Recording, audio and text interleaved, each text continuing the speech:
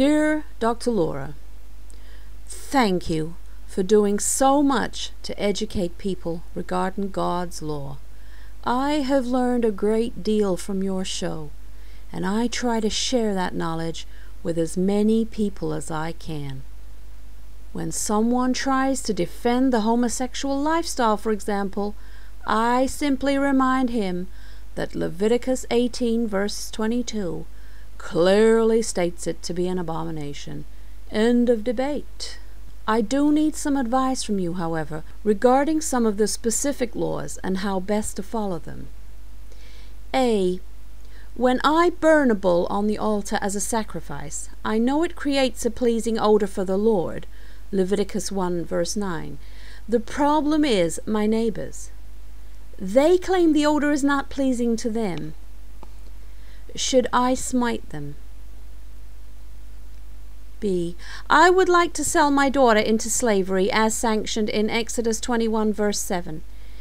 In this day and age, what do you think would be a fair price for her? C. I know that I'm allowed no contact with a woman while she's in her period of menstrual uncleanliness, Leviticus 15 verses 19 to 24.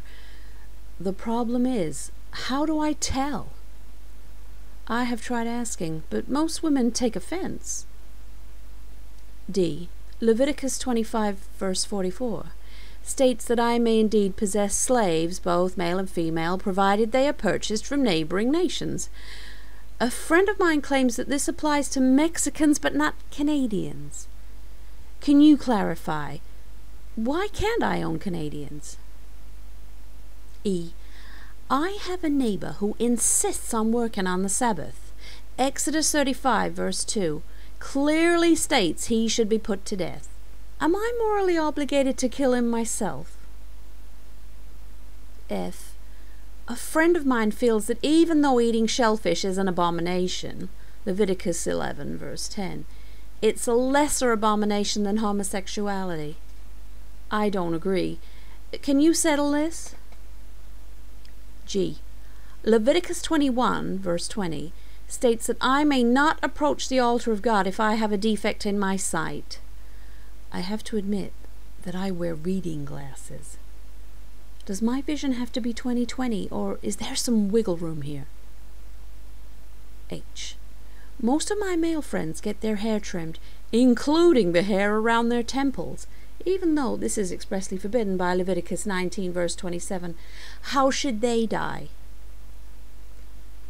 I know from Leviticus 11 verses 6 to 8 that touching the skin of a dead pig makes me unclean. But may I still play football if I wear gloves? J. My uncle has a farm. He violates Leviticus 19 verse 19 by planting 2 different crops in the same field. As does his wife by wearing garments made of 2 different kinds of thread, cotton polyester blend. He also tends to curse and blaspheme a lot. Is it really necessary that we go to all the trouble of getting the whole town together to stone them? Leviticus 24 verses 10 to 16. Couldn't we just burn them to death at a private family affair, like we do with people who sleep with their in-laws?